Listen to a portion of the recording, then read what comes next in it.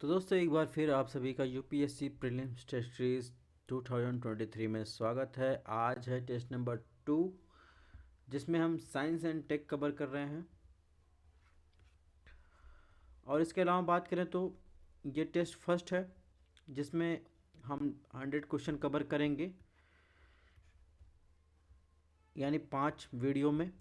आज दूसरा वीडियो है जिसमें हम space technology, defence, electronics and green technology, IT, artificial intelligence, nano technology को कवर कर रहे हैं। तो बात करें और अदर टेस्ट सीरीज की हमारी, तो 5 से 6 हज़ार क्वेश्चन की सभी सब्जेक्ट की टेस्ट सीरीज चल रही है।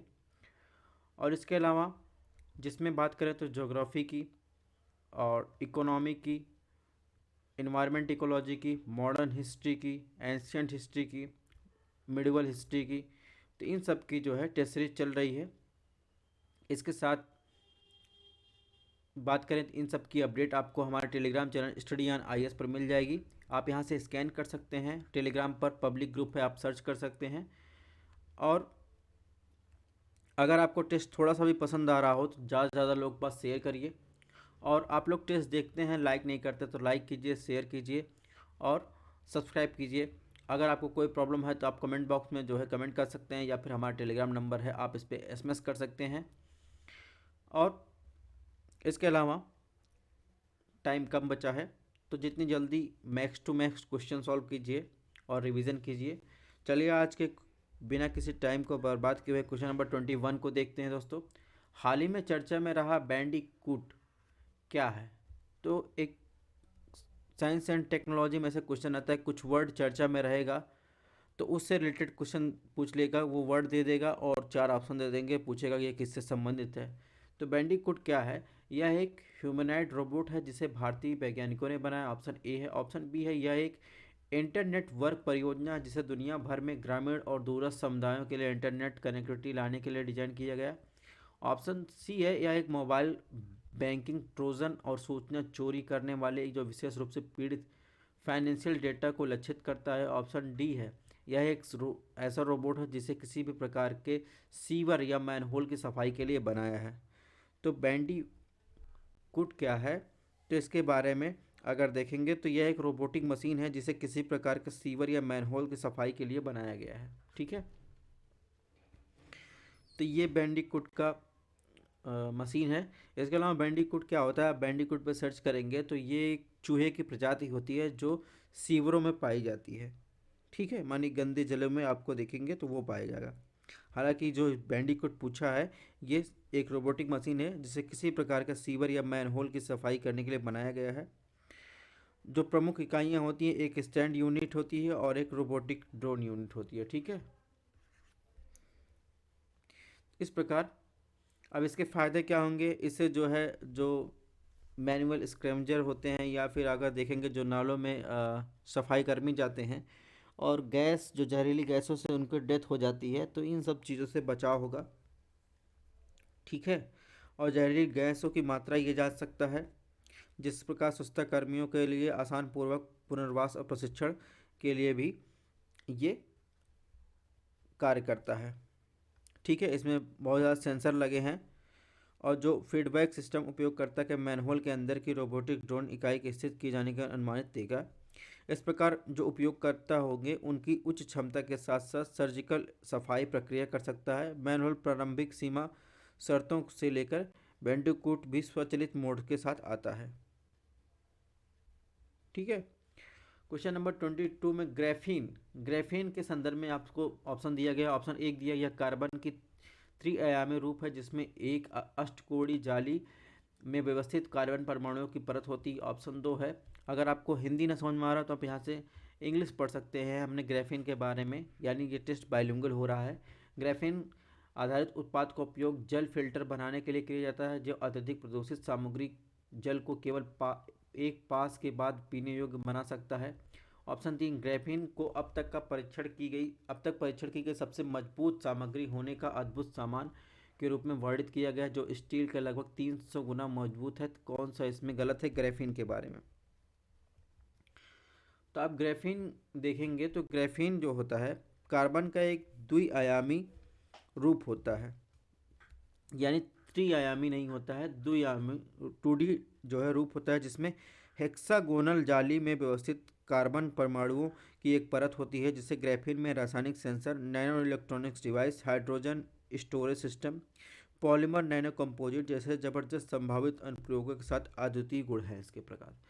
तो ये अष्टकोणीय नहीं होता है, हेक्सागोनल होता है, ये 2D होता है कार्बन जो ग्राफीन है। ठीक है, ऑप्शन 1 गलत। ऑप्शन 2 और 3 सही है। ग्राफीन जो होता है वो आधारित उत्पाद का उपयोग जल फिल्टर बनाने के लिए किया जा सकता है, जो अत्यधिक प्रदूषित समुद्री जल को केवल एक बार फिल्टर करने के बाद पीने योग्य बना सकता है। 3 भी सही है। ठीक है, तो इस प्रकार कौन सा गलत कथन गलत है, यानी ऑप्शन ए गलत है। अगर बात करें ग्राफीन के बारे में, तो ग्राफीन जैसे आपको पता है ग्राफीन में क्या होता है, बिजली चालकता, ऊर्जा उत्पादन, बैटरी सेंसर और कुछ क्षेत्रों में पूरे उद्योग में क्रांति लाने की क्षमता है ग्राफीन की। और बात करें, ऑस्ट्रेलिया के शोधकर्ताओं ने हाल ही में घोषणा की, उन्होंने एक जल फिल्टर बनाने के लिए एक ग्राफीन आधारित उत्पाद का उपयोग किया, जो अत्यधिक प्रदूषित समुद्री पानी को सिर्फ एक फिल्टर के बाद पीने योग्य बना सकता है। इसी के बारे में क्वेश्चन नंबर जो है 22 में ऑप्शन दिया था। क्वेश्चन नंबर 23 में देखते हैं, भारत में यूरेनियम के पारंपरिक रूप से परमाणु ऊर्जा के लिए ईंधन के रूप में प्रयोग किया जाता है, लेकिन हाल ही के समय में थोरियम आधारित परमाणु रिएक्टरों ने ऊर्जा के वैकल्पिक स्रोत के रूप में महत्व ग्रहण किया है। इस संदर्भ में निम्नलिखित में कौन सा कथन सही है? तो सही उत्तर आपको चूज करना। ऑप्शन 1 दिया, थोरियम अधिकांश चट्टानों मिट्टी की कम मात्रा में पाया जाता है, जहाँ यूरेनियम लगभग 3 गुना अधिक प्रचुर मात्रा में पाया जाता है। ऑप्शन 2 है, थोरियम में कम तापीय चालकता, बहुत कम गलनांक होता है। ऑप्शन 3 है, थोरियम बहुत अधिक घुलनशील और यही कारण है कि यह यूरेनियम के विपरीत रेत की प्रचुर मात्रा में है, लेकिन समुद्री जल में नहीं। तो थोरियम यूरेनियम में आप कुल मिलाकर ये अंतर पूछा है। अगर ऑप्शन 1 की बात करें, तो थोरियम एक प्राकृतिक रूप में पाया जाने वाला, ठीक है, रेडियोधर्मी धातु है, जिसमें बहुत थोड़ी रेडियोधर्मिता होती है। जिसे अगर बात करें थोरियम की, तो 1828 में स्वीडिश रसायन जोन्स जैकब बेर्जेलियस द्वारा खोजा गया था। प्रकृति रूप में यूरेनियम की तुलना अधिक प्रचुर मात्रा में है। यह विखंडनी होने के बजाय उपजाऊ है। इसका उपयोग केवल ईंधन के रूप में और रिन्यूएबल प्लूटोनियम जैसे विखंडनी सामग्री के संयोजन के रूप में किया जा सकता है। थोरियम का सबसे आम स्रोत दुर्लभ पृथ्वी फास्फोट खनिज मोनाजाइट यानी रेत की बात करें, जिसमें लगभग 12% थोरियम फास्फेट होता है, लेकिन औसतन 6 से 7% मोनाजाइट आग्नेय चट्टान अन्य चट्टानों में पाया जाता है। ठीक है, तो इस प्रकार देखेंगे, इसमें ऑप्शन 1 सही है। ऑप्शन 2 की बात करें तो ऑप्शन 2 गलत है, यानी थोरियम में उच्च तापीय चालकता और उच्च गलनांक होता है। ठीक है, उच्च तापीय चालकता और उच्च गलनांक होता है। ऑप्शन 3 की बात करें तो ऑप्शन 3 सही है, थोरियम बहुत अघुलनशील है, यही कारण है कि यूरेनियम के विपरीत रेत से भरपूर मात्रा में लेकिन समुद्री जल में नहीं होता है। थोरियम अपने आप में विखंडनी नहीं है, इसलिए थर्मल न्यूट्रॉन रिएक्टर में सीधे प्रयोग करने योग्य नहीं होता। हालांकि यह उपजाऊ है और अवशोषण पर एक न्यूट्रॉन जो होता है यूरेनियम में बदल जाएगा, जो एक उत्कृष्ट विखंडनी ईंधन सामग्री है। तो इस प्रकार देखेंगे, इसमें अगर बात करें तो क्या पूछा है, कौन सा उत्तर सही है, यानी 1 और 2 सही है, 1 और 3 सॉरी, तो ऑप्शन सी सही है। भारत में थोरियम के डिपॉजिट कहाँ कहाँ हैं? ठीक है, तो देखेंगे रांची प्लेटो में झारखंड, और उसके बाद छतरपुर उड़ीसा, आंध्र प्रदेश, तमिलनाडु में आपको मिल जाएगा। ठीक है, केरला मिल जाएगा। तो थोरियम जो है कुछ इस प्रकार का दिखाई देता है, हाईली रेडियो एक्टिव और कैंसर के कारण भी बनते हैं। इसके अलावा इंडिया की बात करें तो इंडिया प्लान कर रहा है न्यूक्लियर पावर प्लांट, यानी एक होता है प्रपोज किया गया है अभी, और एक अंडर कंस्ट्रक्शन है, और एक ओपनिंग है। ये रेड वाला जो देख रहे हैं, ये जो है न्यूक्लियर पावर प्लांट ओपनिंग यानी चल रहे हैं। तो काकरापारा कहाँ है, इसकी लोकेशन ध्यान रखिएगा। इसके अलावा कैगा कर्नाटक में है, ठीक है, कलपक्कम तमिलनाडु में है। इस प्रकार जो है, जो रेड वाला सिंबल है, राजस्थान में कौन सा है, यूपी में कौन सा है, तो ये आप जो है मैप पॉज करके देख लीजिएगा। कई कई बार लोकेशन देख लेता है, कहाँ है ये पूछता है। अगर बात करें लिथियम अभी न्यूज़ में था कि लिथियम का बहुत बड़ा डिपॉजिट खोजा गया है। डिपॉजिट कहाँ खोजा गया है? जम्मू कश्मीर में, ठीक है। तो लिथियम कहाँ यूज होता है? बैटरी सेल बनाने में। इसके अलावा बात करें जम्मू कश्मीर में कौन कौन से मिनरल पाए जाते हैं, कोल और ये सब पाए जाते हैं, तो इसको आप देख लीजिएगा। करंट आपका तैयार हो गया। आपको बेसिक तैयार है तो करंट तो बस एक प्लेस इन न्यूज़ होता है बस, ठीक है। और क्वेश्चन नंबर 24 में कार्बन के निम्नलिखित अपरूपों में से कौन सा अन्य तीन वर्ग से संबंधित नहीं है?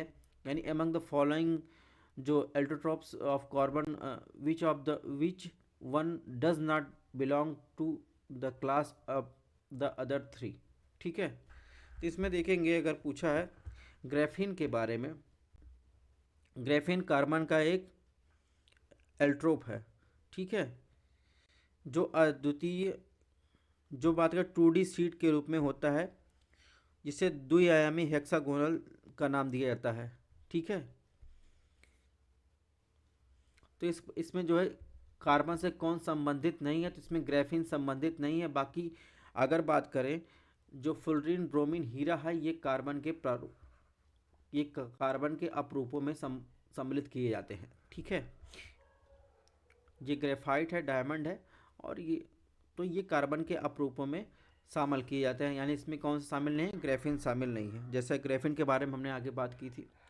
अब बात करते हैं क्वेश्चन नंबर 25 के बारे में। नैनो मिल्सियल्स के बाद शब्द को कभी कभी समाचार पत्रों में देखा गया। इसके संदर्भ में निम्नलिखित कथनों पर विचार कीजिए। ऑप्शन एक है नैनो मिकल्स में एक हाइड्रोफिलिक बाहरी आवरण है और हाइड्रोफोबिक इंटीरियर होता है, जो उन्हें दवा के अणुओं को वितरित करने के लिए सही वाहक बनाता है।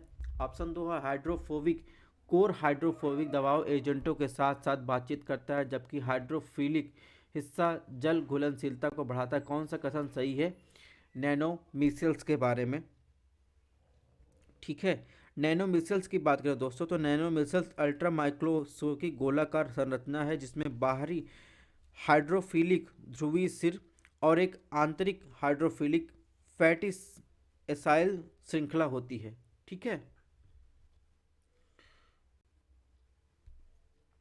अब बात करें नैनो मिसाइल्स एक एम्फिलिक मोनोमर्स से बने कोलाइड होते हैं। इसके दो भाग होते हैं, ठीक है, और एक छोटा हाइड्रोफोबिक हेड होता है और एक हाइड्रोफिलिक टेल होता है। तो कुल मिला के इसमें देखेंगे, इसमें एक और दो सही है। इसका उपयोग जो होता है हाइड्रोफोबिक कोर हाइड्रोफोबिक दवा एजेंटों के साथ बातचीत करता है, जबकि हाइड्रोफिलिक हिस्सा जल में घुलनशीलता को बढ़ाता है। यानी ऑप्शन एक और दो सही है। नैनो मिकल्स की बात करें तो आमतौर पर गोलाकार होता है, लेकिन कभी कभी अन्य आकार भी ले सकता है, जैसे कि सिलेंडर और दीर्घवृत्ताकार, ठीक है। नैनोमिकल्स के पास छोटे छोटे आकार होने कम विषाक्तता प्रदर्शित करने हाइड्रोफोबिक दवाओं की जो बात करें तो उनकी घुलनशीलता बढ़ाने, चिकित्सीय सांद्रता प्राप्त करने के फायदे हैं, ठीक है।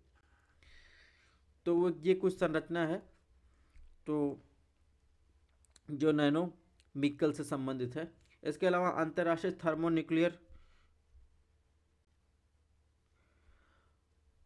थर्मोन्यूक्लियर प्रायोगिक रिएक्टर परियोजना के संदर्भ में निम्नलिखित कथनों पर विचार करें। ऑप्शन एक, यह एक अंतर्राष्ट्रीय परमाणु संलयन अनुसंधान और इंजीनियरिंग मेगा प्रोजेक्ट है, जिसका उद्देश्य पृथ्वी पर ऊर्जा बनाने के लिए सूर्य की संलयन प्रक्रियाओं की नकल करना है। ऑप्शन दो की बात करें तो ITR परियोजना इसरो और यूरोपीय अंतरिक्ष एजेंसियों द्वारा संयुक्त प्रयास है। ऑप्शन तीन की बात करें तो ITR इंडिया प्लाज्मा अनुसंधान संस्थान के तहत एक विशेष परियोजना है। यह अधिकार प्राप्त बोर्ड द्वारा शासित है, जिसके अध्यक्ष परमाणु ऊर्जा विभाग के सचिव हैं। तो कौन सा कथन गलत है अंतर्राष्ट्रीय थर्मोन्यूक्लियर प्रायोगिक रिएक्टर परियोजना के बारे में? तो इसमें अगर बात करेंगे तो एक और तीन जो है अंतर्राष्ट्रीय जो थर्मोन्यूक्लियर प्रायोगिक रिएक्टर परियोजना है उसके बारे में जो है एक और तीन सही है। यानी अंतर्राष्ट्रीय थर्मोन्यूक्लियर प्रायोगिक रिएक्टर जो है ऊर्जा के बड़े पैमाने पर कार्बन मुक्त स्रोत के रूप में संलयन की व्यवहार्यता संबंधित करने के लिए डिजाइन किया गया है। 500 मेगावाट टोकामक फ्यूजन डिवाइस बनाने के लिए एक प्रमुख अंतर्राष्ट्रीय परियोजना यह कि अंतर्राष्ट्रीय परमाणु संलयन अनुसंधान इंजीनियरिंग मेगा प्रोजेक्ट है जिसका उद्देश्य पृथ्वी पर ऊर्जा बनाने के लिए सूर्य की संलयन प्रक्रियाओं की नकल करना। यह दुनिया का सबसे बड़ा चुंबकीय कारावास प्लाज्मा भौतिकी प्रयोग और सबसे बड़ा प्रयोगात्मक टोकामक परमाणु संलयन रिएक्टर है। ऑप्शन दो की बात करें तो ऑप्शन दो जो है गलत है, यानी ITER जो परियोजना जापान, भारत, यूरोपीय संघ, संयुक्त राज्य अमेरिका, रूस, चीन और दक्षिण कोरिया जैसे देशों का एक संयुक्त प्रयास है। ठीक है, इसमें देखेंगे तो कौन कौन शामिल है, यूरोपीय संघ, USA, रूस, चीन, साउथ कोरिया जैसे जो है देश शामिल है। 2006 इसे 2006 में लॉन्च किया गया था। इसमें 5 साल का असेंबली चरण है जो 2035 तक अधिकतम बिजली उत्पादन तक पहुंचने की योजना है। भारत दिसंबर 2005 में ITER का पूर्ण 7वां भागीदार बन गया। ठीक है, तो इस प्रकार जो है इसमें पूछा है कौन सा ऑप्शन गलत है, ऑप्शन दो गलत है, यानी ऑप्शन बी सही है। बात करते हैं क्वेश्चन नंबर 27 में, नैनो पार्टिकल्स के बारे में कौन सा कथन सही नहीं है। ठीक है, 4 ऑप्शन दिए गए हैं। ऑप्शन ए है इन GNP का उपयोग जो दैनिक परीक्षणों में से एक समग्र चिकित्साई एजेंट के रूप में किया जा सकता है, विशेष रूप से anti cancer, antiviral, anti diabetic और कोलेस्ट्रॉल कम करने वाली दवाओं में। ऑप्शन बी है GNP में पारंपरिक थोक सोने की तुलना में अधिक सौर विकिरण अवशोषित करने की क्षमता होती है जो उन्हें फोटोवोल्टिक सेल निर्माण उद्योग को उपयोग करने के लिए बेहतर उम्मीदवार बनाती है। ऑप्शन सी है थोक सोने की तुलना में GNP को बहुत अधिक तापमान पर पिघलाया जाता है। ऑप्शन डी है सोने के नैनो कण का उपयोग हृदय रोग, कैंसर और संक्रामक एजेंटों के निदान में बायोमार्कर का पता लगाने के लिए किया जाता है। ठीक है, यहाँ थोक सोने का मतलब क्या होगा, अगर इंग्लिश में पढ़ेंगे बल्क गोल्ड, यानी एक इकट्ठा गोल्ड की बात कर रहा है। तो इसमें जो है कौन सा सही नहीं है नैनो पार्टिकल्स के बारे में। तो अगर बात करें इसमें क्या नहीं सही है, इसमें ऑप्शन सी देखेंगे ये जो है सही नहीं है, यानी इसमें ऑप्शन सी जो है इसके हिसाब से सही है और इसमें सही नहीं पूछा है। अगर बात करेंगे जो नैनो पार्टिकल GNP की बात कर रहा है, तो GNP का सेंस क्या है, गोल्ड नैनो पार्टिकल की बात कर रहा है। ठीक है, गोल्ड नैनो पार्टिकल की बात कर रहा है। तो गोल्ड नैनो पार्टिकल के बारे में बात करें तो national centre for polar and ocean research और गोवा यूनिवर्सिटी ने गैर विषैले कम लागत वाले पर्यावरणीय अनुकूल तरीके से साइक्टो रेड अंटार्कटिका बैक्टीरिया का उपयोग करके सोने का नैनो कणों यानी GNP को सफलतापूर्वक संश्लेषित किया है। इन GNP को दैनिक परीक्षणों के में एक समग्र चिकित्सीय एजेंट के रूप में इस्तेमाल किया जा सकता है, विशेष रूप से anti cancer, antiviral, anti diabetic और कोलेस्ट्रॉल को कम करने वाली दवाओं में। अगर बल्क सोने को 1064 डिग्री सेल्सियस की तुलना में GNP को बहुत कम तापमान या 300 डिग्री सेल्सियस तक पर पिघलाया जा सकता है। ठीक है, GNP में पारंपरिक जो है बल्क सोने की तुलना में अधिक सौर विकिरण अवशोषित करने की क्षमता पाई जाती है, उन्हें फोटोवोल्टिक सेल के निर्माण उद्योग में उपयोग करने के लिए बेहतर उम्मीदवार बनाती है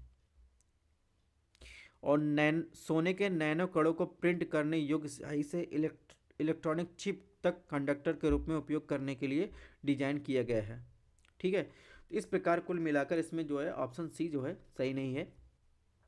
क्वेश्चन नंबर 28 की बात करते हैं तो नैनो साइंस और टेक्नोलॉजी पर राष्ट्रीय मिशन के संदर्भ में निम्नलिखित कौन सा कथन सही है। ऑप्शन एक है इसका उद्देश्य वैज्ञानिकों, संस्थानों और उद्योगों को बुनियादी अनुसंधान को बढ़ावा देने, पर्याप्त जनशक्ति संसाधनों को विकास, अनुसंधान के लिए बुनियादी ढांचे का संवर्धन, सामाजिक रूप से उपयोगी दवाओं के उत्पादन के मामले में मदद करना। ऑप्शन दो है मिशन की नीति आयोग द्वारा विज्ञान और प्रौद्योगिकी विभाग के सहयोग से लॉन्च किया गया। सही उत्तर आपको चूज करना है नैनो साइंस एंड टेक्नोलॉजी के संबंध में जो राष्ट्रीय मिशन है उसके संबंध में आपको सही उत्तर आपको चूज करना है। अगर बात करें इसमें नैनो साइंस एंड टेक्नोलॉजी पर राष्ट्रीय मिशन की बात करें तो केंद्रीय मंत्रिमंडल ने मई 2007 में, ठीक है, मई 2007 में नैनो विज्ञान और प्रौद्योगिकी पर राष्ट्रीय मिशन की शुरुआत की। विज्ञान और प्रौद्योगिकी विभाग ने नैनो विज्ञान के लागू करने के लिए एक नोडल एजेंसी है।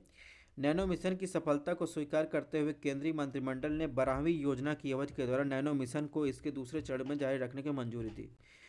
अगर मिशन की बुनियादी अनुसंधान को बढ़ावा देने और पर्याप्त जनशक्ति संसाधनों के विकास, अनुसंधान के लिए बुनियादी ढांचे के संवर्धन और सामाजिक रूप से उपयोगी उत्पादों के उत्पादन के मामले में वैज्ञानिकों, संस्थानों और उद्योगों की मदद के लिए काम कर रहा है। ठीक है।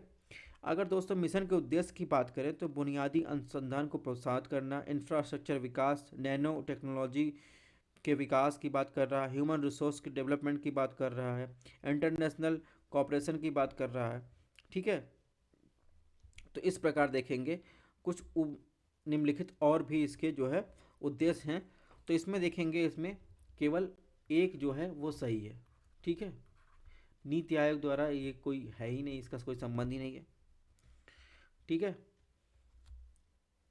क्वेश्चन नंबर 29 की बात करते हैं। निम्नलिखित में पीली जैव प्रौद्योगिकी, येलो बायोटेक्नोलॉजी, आपने बायोटेक्नोलॉजी के टाइप पढ़े होंगे, कई टाइप की टेक्नोलॉजी होंगी, उसे कलर वाइज अलग अलग जो है रखा गया होगा। इसके बारे में अभी हम आपको आगे बताते हैं आगे वाली स्लाइड में। तो येलो बायोटेक्नोलॉजी का सबसे अच्छा वर्णन करता है।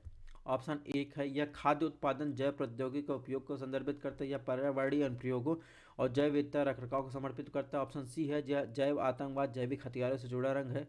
ऑप्शन डी, जैव प्रौद्योगिकी आसपास कानून नैतिक दार्शनिक मुद्दों को संबंधित है। आपने एनसीईआरटी पढ़ी होगी या फिर अगर साइंस एंड टेक की क्लास करी होगी तो उसमें आपको येलो टेक्नोलॉजी से रिलेटेड आपसे बातें बताई गई, न्यूज़पेपर में भी कई बार न्यूज़ में रहता है। तो अगर येलो टेक्नोलॉजी की बात करें तो पीली बायोटेक्नोलॉजी की जो संबंध है खाद्य उत्पादन से संबंधित है, ऑप्शन ए से संबंधित है। इसके अलावा बात करें, ये कुछ बायोटेक्नोलॉजी के रूप हैं। तो बायोटेक के रूप हैं, यानी अगर देखेंगे रेड किससे संबंधित, हेल्थ और मेडिकल डायग्नोसिस संबंधित, येलो किससे फूड बायोटेक्नोलॉजी न्यूट्रिशन साइंस से संबंधित, ब्लू किससे संबंधित aquaculture coastal and marine biotech से, ग्रीन किस संबंध से एग्रीकल्चर एनवायरनमेंट बायोटेक्नोलॉजी से, बायोफ्यूल फर्टिलाइजर्स। ठीक है। तो इस प्रकार ये है लिस्ट, आप यहाँ से देख लीजिएगा। अभी येलो टेक्नोलॉजी पूछा है, हो सकता है कोई और टेक्नोलॉजी पूछ ले। ऑप्शन 3 की बात करें तो जोग्लेस्मन जीन थेरेपी के बारे में पूछा गया है। तो ऑप्शन एक दिया गया है, जोग्लेस्मा पहली जीन थेरेपी है जो जिसे 2 साल से कम की उम्र के बच्चों को स्पाइनल मस्कुलर एस्ट्रोफी के इलाज में अनुमोदित किया जा सकता है। ठीक है। और इसके अलावा ऑप्शन 2 की बात करें, स्पाइनल मस्कुलर एस्ट्रोफी एक दुर्लभ अनुवांशिक यानी जेनेटिक जो है बीमारी है जो उत्तरजीविता यानी मोटर न्यूरॉन फर्स्ट जीन में उत्परिवर्तन के कारण होता है। इसमें कौन सा कथन सही है? अगर बात करें जोग्लेस पहली जीन थेरेपी है, ऑप्शन एक जो है ये देखिए, ये Zolgensma for treatment spinal muscular atrophy है। ठीक है। ये दवा है जिसकी बात कर रहा है, जो क्या होता है, ये स्पाइनल मस्कुलर डिजीज़ होती है जो एक अनुवांशिक बीमारी है, जो इसके कारण जो होता है ये दवा दी जाती है। यानी ये उत्पाद जो होता है एनेडो से जुड़े वायरस वेक्टर आधारित जीन थेरेपी है जो एक MMA के कारण लक्षित होता है। तो इस प्रकार ऑप्शन ए की बात करें तो ये सही है कि 2 वर्ष के कम उम्र के बच्चों को स्पाइनल मस्कुलर एस्ट्रोफी के इलाज के लिए अनुमोदित किया गया है। ऑप्शन 2 भी सही है कि स्पाइनल मस्कुलर जो डिजीज है ये आनुवांशिक रोग है जिसके बारे में मैंने बताया, या मोटर न्यूरॉन फर्स्ट जीन में उत्परिवर्तन कारण होता है। ठीक है। इसके कारण क्या होता है, जो ये डिजीज़ है स्पाइनल मस्कुलर डिजीज़, मस्तिष्क और रीढ़ की हड्डियों में मोटर न्यूरॉन पूरे शरीर में मांसपेशियों की गति को नियंत्रित करते हैं। यदि पर्याप्त कार्यात्मक जो है प्रोटीन की बात करें सॉरी, तो इससे क्या होता है, जो मोटर न्यूरॉन्स होते हैं वो मर जाते हैं, जिससे दुर्बल करने वाली अक्सर घातक मांसपेशियाँ कमज़ोर पड़ती जाती हैं। तो कुल मिलाकर ये एडवांसिक बीमारी है। ठीक है। इसके द्वारा जो है जीन थेरेपी के द्वारा ये सही किया जाता है। तो इसमें कौन सा ऑप्शन सही है? इसमें 1 और 2 सही है।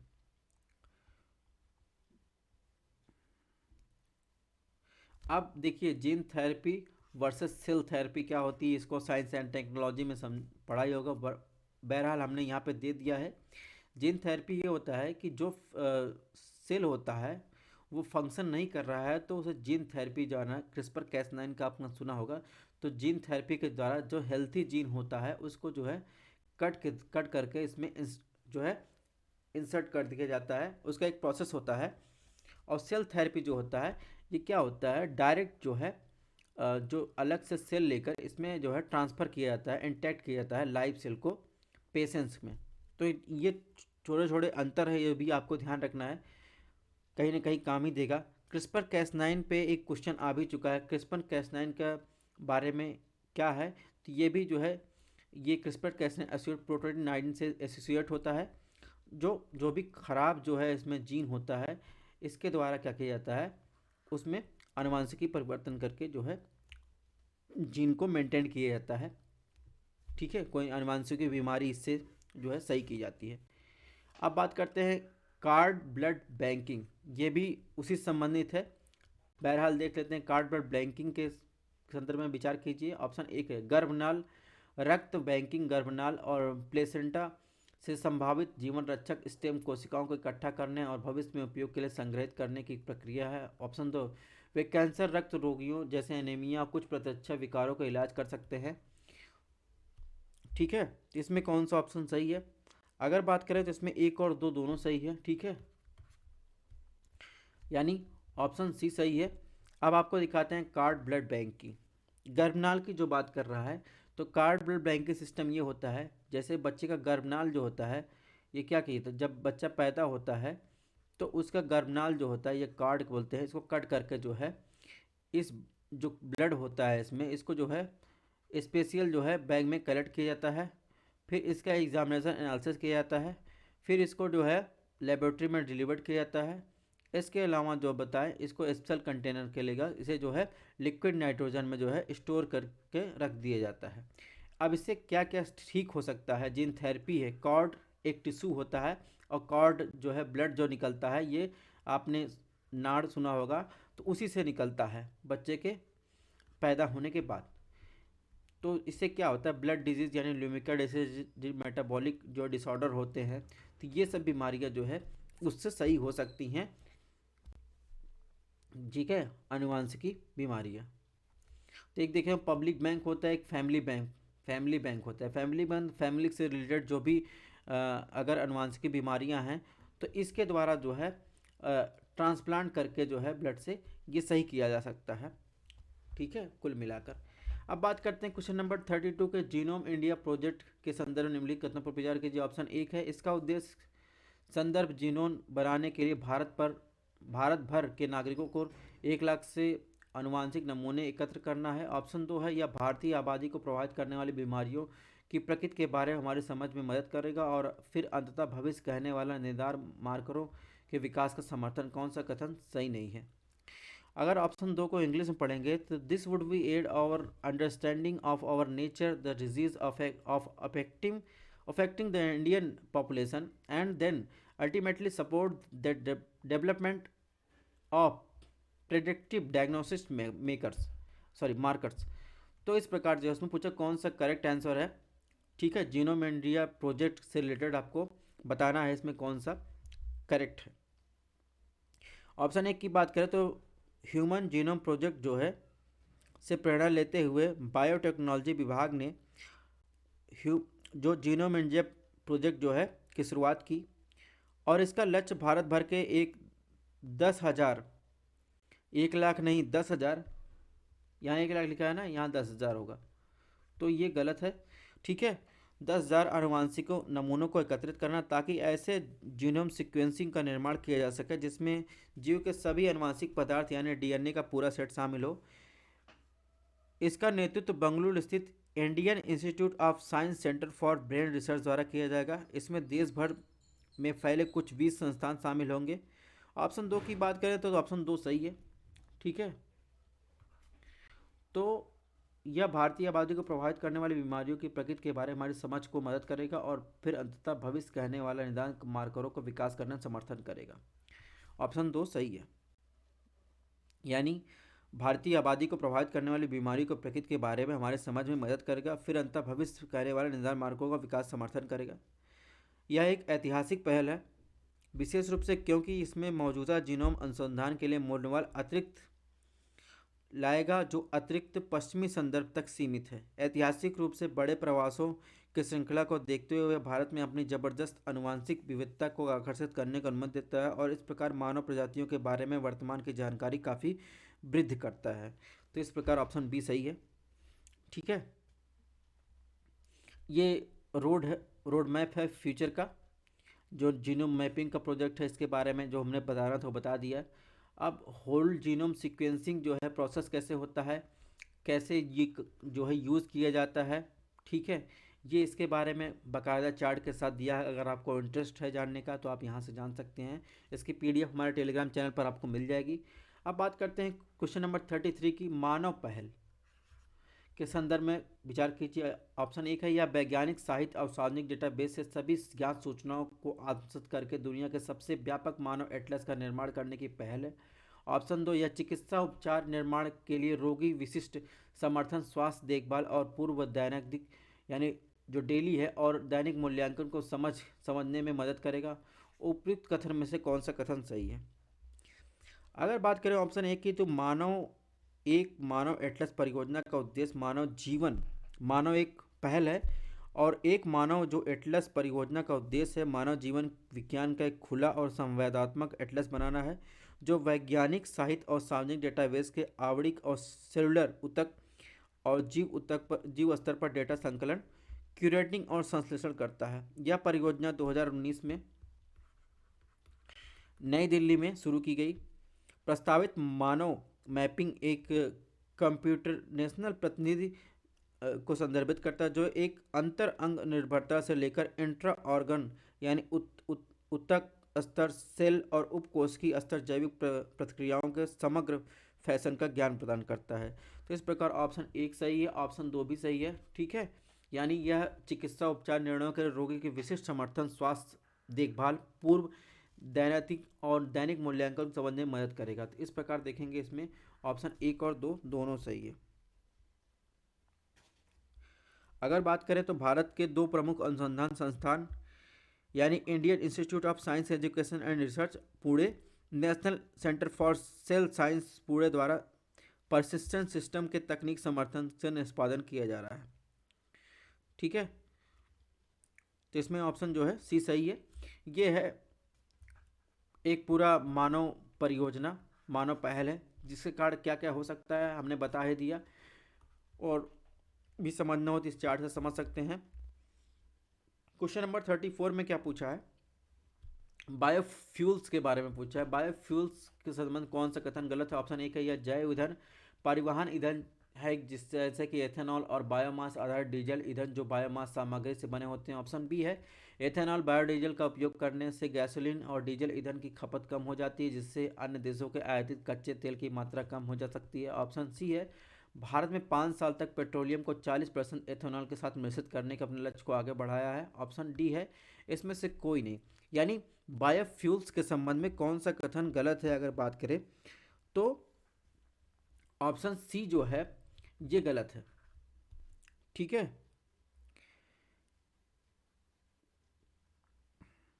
यानी अगर बात करें तो 5 साल तक 20% एथेनॉल के साथ जो है पेट्रोलियम के जो मिक्स करने की अपने लक्ष्य को आगे बढ़ाया है।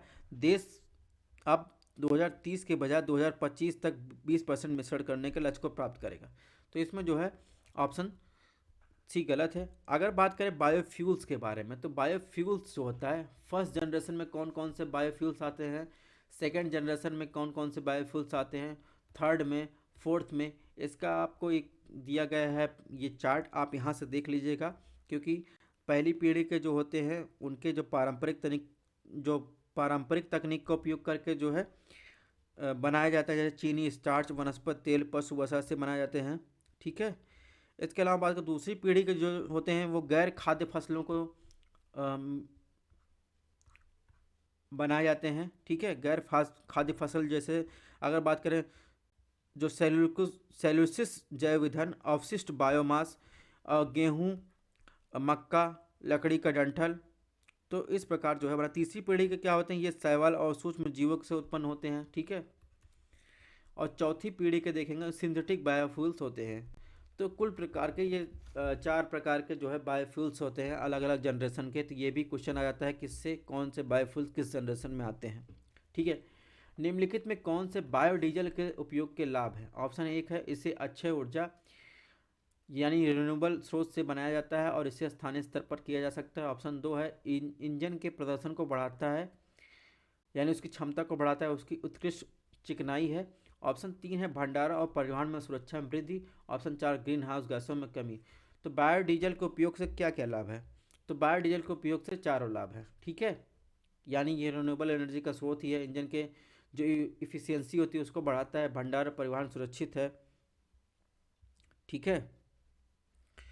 तो इस प्रकार जो है ये चारों लाभ है। अगर भारत की बात करें तो भारत में खाद्य तेल की कमी है, इसलिए बायोडीजल के उत्पादन के लिए अखाद्य तेल पसंद की सामग्री हो सकती है। उदाहरण के लिए जट्रोफा, करकस, पोंगमिया, करंजा आदि जो बायोडीजल के उपयोग में लाए जाते हैं, ठीक है। आपने कुछ साल पहले न्यूज़ में भी था, जट्रोफा की खेती की जाती थी बायोडीजल के लिए। तो बायोडीजल के जो चक्र होता है वो बायोडीजल चक्र दिया गया है, ठीक है। ये आप देख सकते हैं यहाँ से। क्वेश्चन नंबर 36 की बात करें, रक्षा व्यापार और प्रौद्योगिकी पहल के संदर्भ में निम्नलिखित कथनों पर विचार कीजिए। इसका ऑप्शन ए की बात करें, इसका उद्देश्य अमेरिका और भारत के पारंपरिक क्रेता विक्रेता संबंधों को अधिक सहयोगी दृष्टिकोण की ओर बढ़ते हुए रक्षा औद्योगिक आधार को मजबूत करना। ऑप्शन दो, इस पहल के तहत दोनों देशों में